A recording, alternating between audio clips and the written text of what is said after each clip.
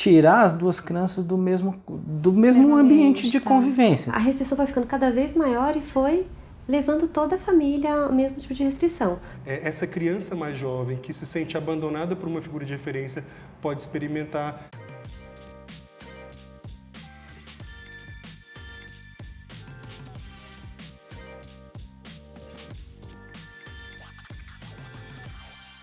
Olá, eu sou Helena, eu sou psiquiatra e esse é o canal Simplesmente.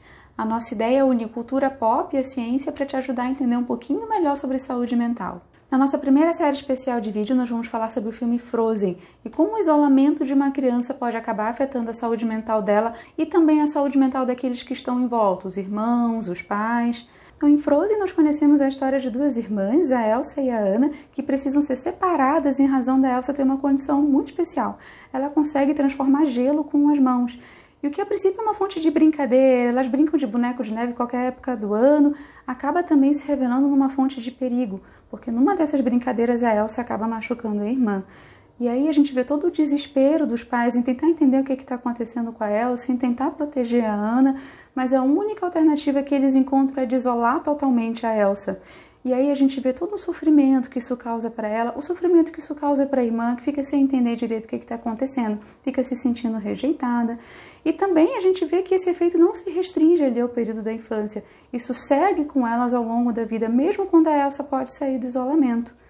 Então a nossa ideia é discutir quais os efeitos do isolamento na saúde mental da criança e da família e de que forma isso pode ser feito quando o isolamento é necessário e de que forma isso pode ser feito de um jeito que não traga tanto sofrimento assim para a criança e para a família.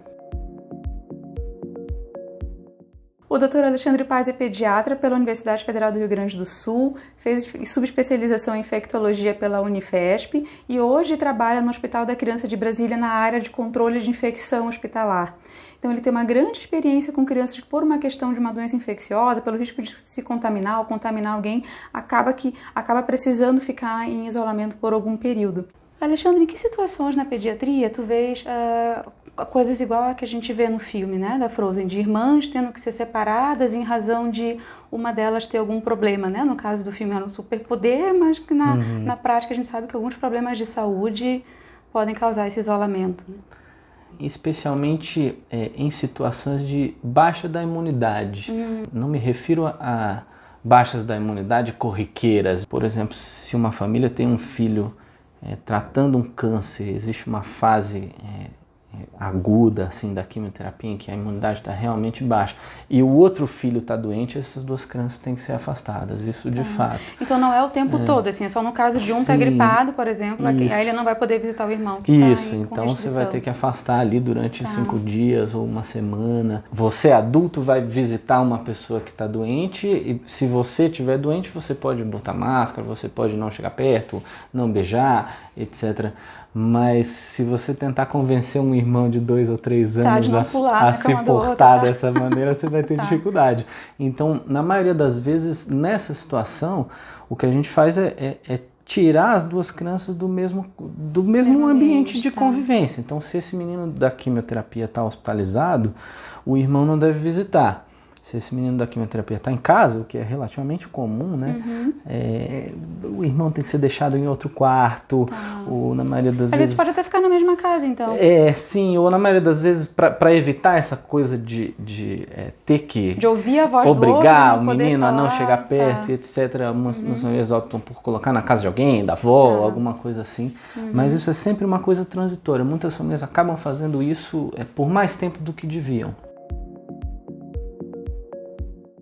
A psicóloga Fabiana Gauí fez mestrado pela UNB e doutorado pela USP e segue hoje contribuindo de forma importante tanto para o ensino quanto para a pesquisa na área de saúde mental infantil. Situações, assim, você vê na tua prática clínica, situações como essa que a Ana e a Elsa passam pelo filme, de terem que ser separadas, de não poderem brincar juntas. Eu atendo mais pacientes com dificuldades emocionais e comportamentais. E aí a gente vê com muita frequência. Por exemplo, seja por depressão ou por transtorno obsessivo compulsivo, até alguns transtornos de ansiedade e TDAH, né? Por vários motivos. Por exemplo, né, um adolescente que tinha pensamentos intrusivos sexuais e aí a família foi restringindo, né? Deixou de assistir programas, televisão, por causa disso, né? Para não ter nenhum estímulo que acionava os pensamentos intrusivos. E com isso, a restrição foi ficando cada vez maior e foi levando toda a família ao mesmo tipo de restrição. Ou até a separação dos irmãos. Aonde o irmão ia, o paciente não ia, para não receber esses estímulos, né? E aí ficava difícil, porque não podia sair de casa, porque se fosse para casa do amigo, o amigo poderia mostrar algum vídeo, né? Com algum estímulo sexual. Então, às vezes, os pais, tentando proteger os filhos, acabam sendo excessivos ou indo para o caminho que aumenta a dificuldade, né? E não diminui a dificuldade. E isso pode envolver toda a família. Então, ele tinha essa restrição porque, por conta do sintoma do toque, para evitar acionar os sintomas do toque, né, transtorno obsessivo compulsivo, eles acabavam gerando uma limitação que foi para a família inteira. Sim, deixar de ver televisão, não podia usar a internet, né? E aí, como eles tentaram fazer isso para o filho que tinha toque, mas achava que não era necessário para o outro, então eles ficavam separados, porque quando o irmão ia ver televisão, ele tinha que se trancar. Né? Quando ele ia mexer na internet ou no celular, ele tinha que se trancar. Ele tinha que esconder o celular para o irmão não pegar escondido, né? Então, a gente fica achando que é uma coisa que precisa de ser um problema muito grave, mas às vezes não. Mas uma restrição simples já pode causar esse fuzuê na casa, né? Imagine um adolescente que não pode ter acesso a nenhum estímulo sexual. Não pode fazer nada, não pode nem... É o que eu falava para eles. Daqui a pouco ele não vai poder ir para a escola. Sim. Que eu vejo que é um movimento que os pais tentaram fazer, né? Ao invés de esclarecer o problema entre a Ana e a Elza e pensar como lidar com esse problema e como as pessoas procurar uma rede de apoio, eles tentaram isolar o problema. E aí o problema ficou ainda maior, que foi o isolamento da Elza e a solidão da Ana. E o psiquiatra infantil Tiago Blanco fez mestrado pela Unifesp, está atualmente fazendo doutorado e é professor do curso de medicina da Escola Superior de Ciências da Saúde aqui do Distrito Federal. Também tem uma ampla experiência com cuidado com a saúde mental de crianças e adolescentes. Tiago, eu queria saber de ti, na psiquiatria infantil, que tipo de situação pode justificar essa que a gente vê no filme Frozen, né? De duas irmãs terem que ser separadas porque uma pode estar colocando a saúde da outra em risco? Helena, a primeira coisa que a gente tem que considerar é o papel que o irmão tem na formação do outro, na constituição da própria identidade. Claro que irmãos mais velhos, eles representam figuras de identificação, figuras de representatividade que vão ajudar na formação ou no espelho que essa criança pode fazer, servindo como pessoas que representam segurança, proteção e desafios da própria relação interpessoal que vão ajudar essas crianças a se constituírem com pessoas mais fortes e pessoas habilidosas no contato social.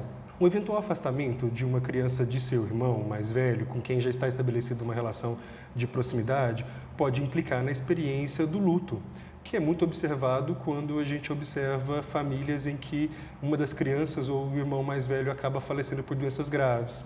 É claro que esse não é o caso do filme, mas a gente pode fazer uma generalização dessa experiência do afastamento como uma experiência de sofrimento pelo abandono ou pela ausência.